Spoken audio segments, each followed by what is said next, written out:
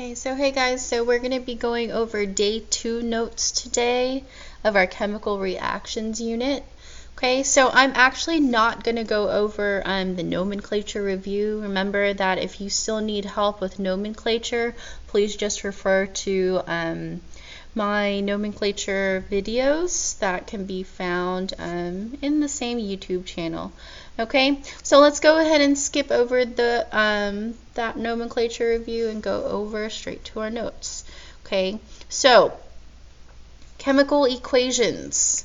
Okay, this happens when one or more compounds, so compounds, are reacted to produce totally new compounds that have different chemical and physical properties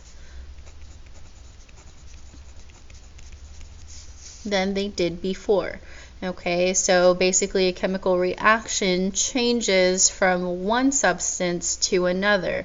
Okay, a chemical reaction is represented by writing a chemical equation.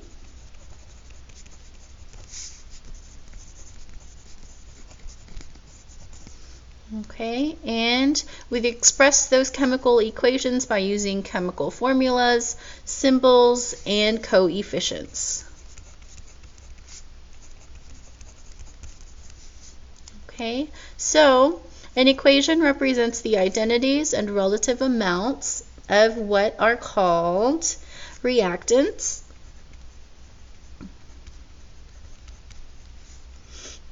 Okay, reactants and products in a chemical reaction. Now, reactants are the substances that you start with in a reaction, and products are the results of those reactions.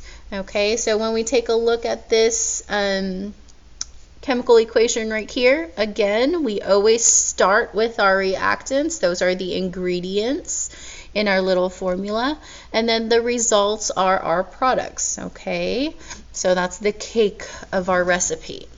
Okay, so the big number 2 in the front of our equation right here, those are going to be called your coefficients. Okay, and this arrow right here that's pointing to the plus symbol, that's going to be reacts with. Okay, sometimes I like to consider that an and symbol. Okay, so like hydrogen and oxygen. Okay, and then this horizontal arrow right here, that's going to be our yields, our yield symbol. And then a lowercase 2, or sorry, a number 2 subscript represents how many atoms we have of that element.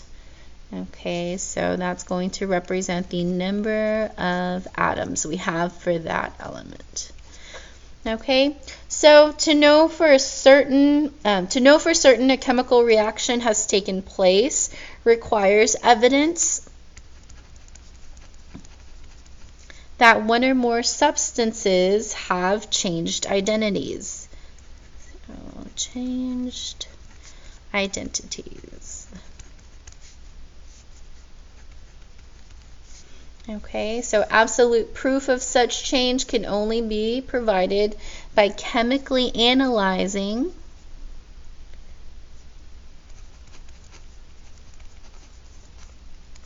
the products.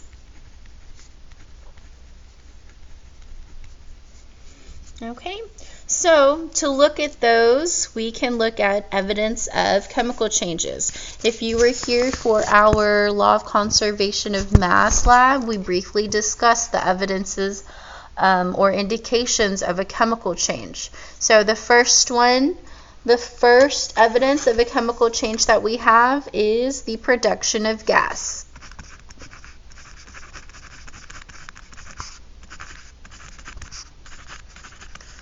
Okay, so this is usually indicated by bubbles. Bubbles don't always mean a gas is being produced, but Air bubbles, bubbles when something boils.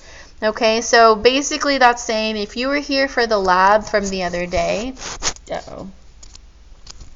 it basically means that, okay, luckily for us, our lab did have bubbles. We saw the bubbles come out from the mixture of the vinegar and baking soda. And then we saw our balloon expand with air, okay, because we couldn't see it, but we knew that there was production of gas because the balloon expanded. Okay, the second indication of chemical change that we have is the formation of a precipitate.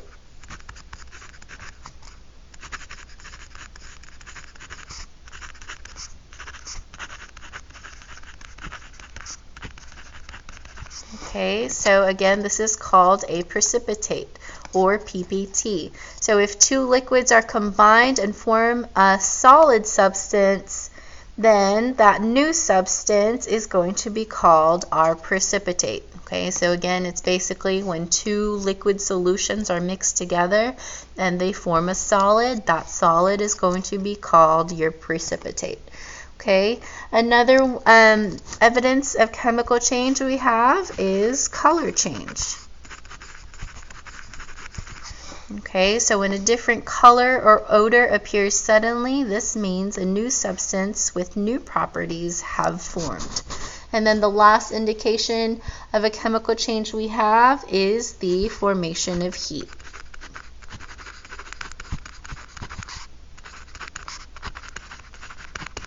Okay, so if a substance becomes warmer in temperature, even though no heat is being added, then this is a clue that a chemical change is occurring. So substances can also get lower in temperature due to a chemical change. Okay, so those are the three indications of chemical change: production of gas, formation of a precipitate, color change, and formation of heat. Okay, so now that we know the evidence of a chemical change, in order to write chemical equations, there are going to be some symbols that we need to be familiar with so we can correctly formulate equations.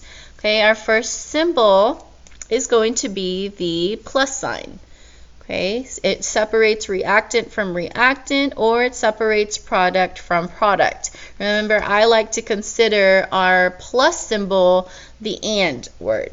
Okay, vinegar and baking soda were combined.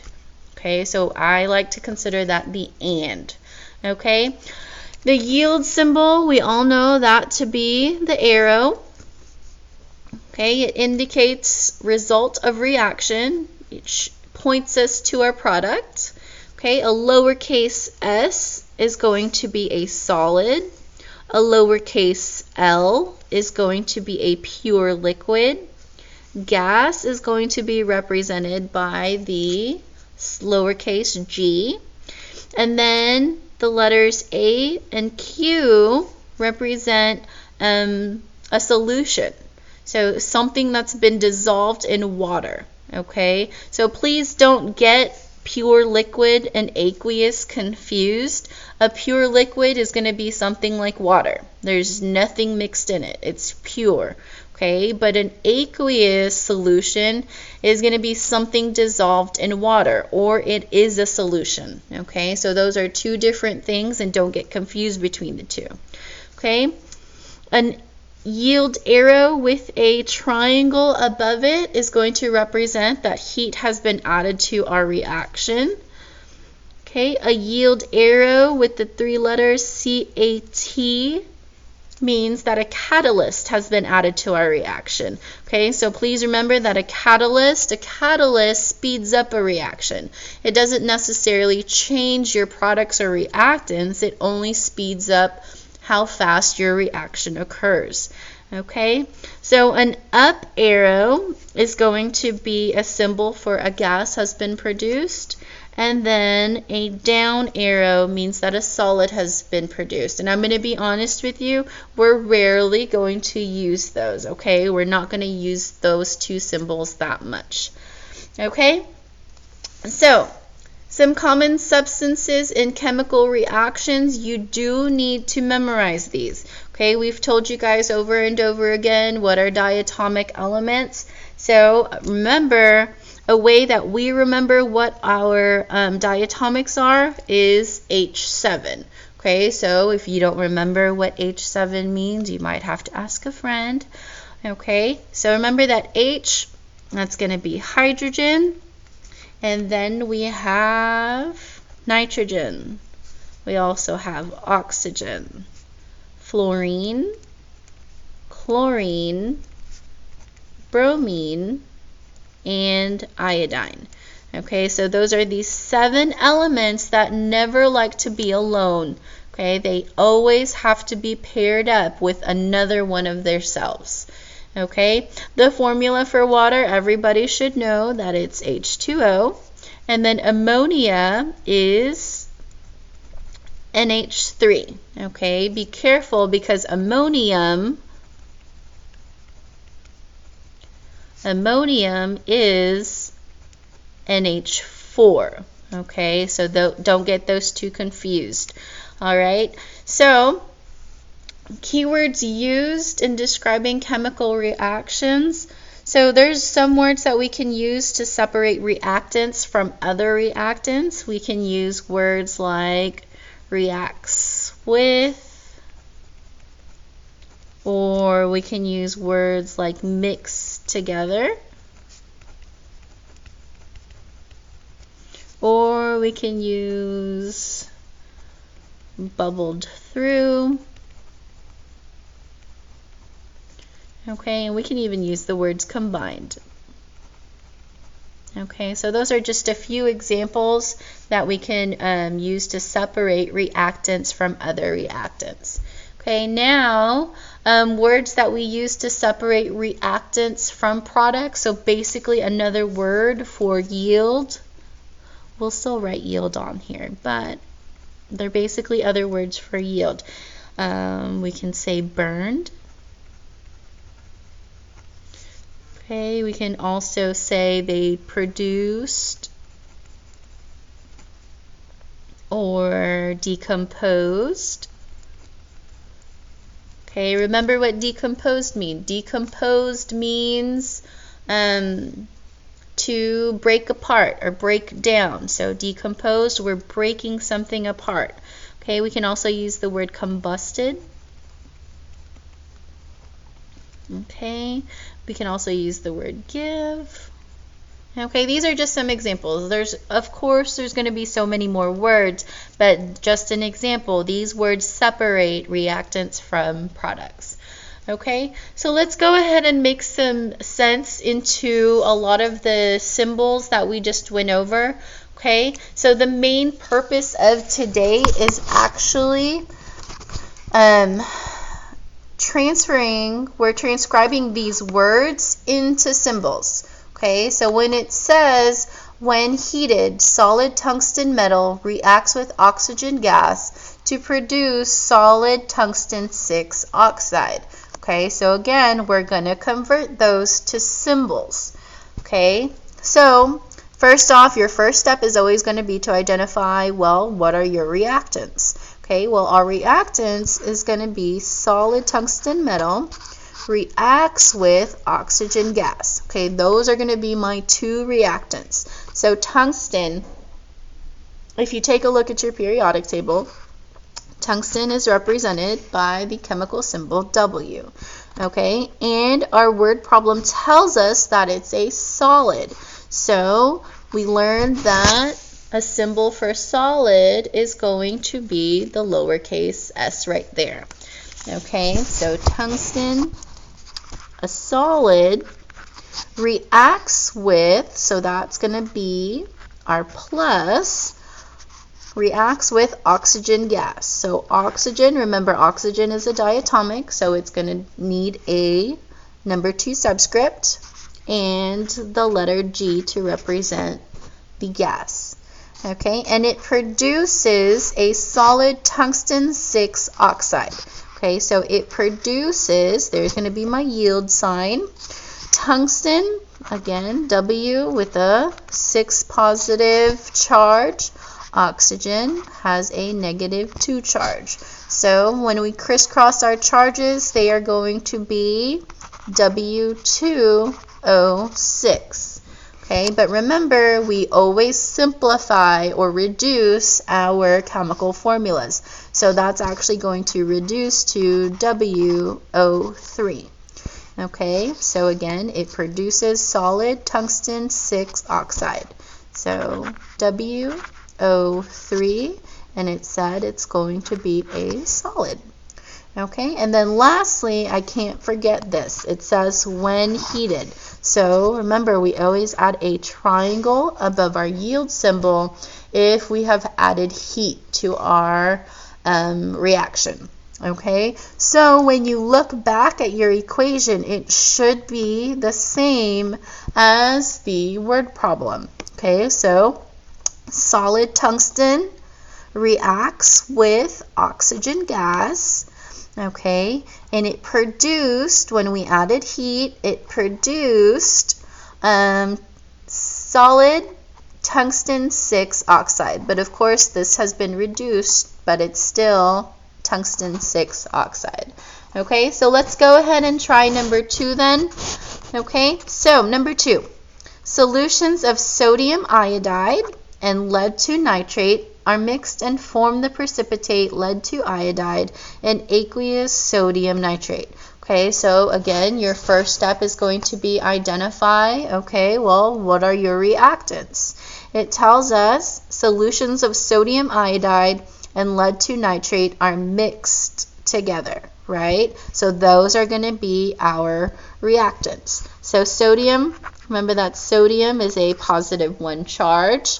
Iodide is going to be a negative 1 charge. So we crisscross our charges, or they cancel out rather. So we have sodium iodide, and then it's a solution. So because it's solution, it's going to be considered an aqueous solution. Okay, and we're going to add to lead 2 nitrate. So lead, which is Pb, has a positive 2 charge. Okay, and nitrate is NO3 with a negative 1 charge. So when we crisscross our charges, we end up with Pb, parentheses, NO3, close parentheses, 2 subscript. Okay, now what kind of symbol should lead 2 nitrate have?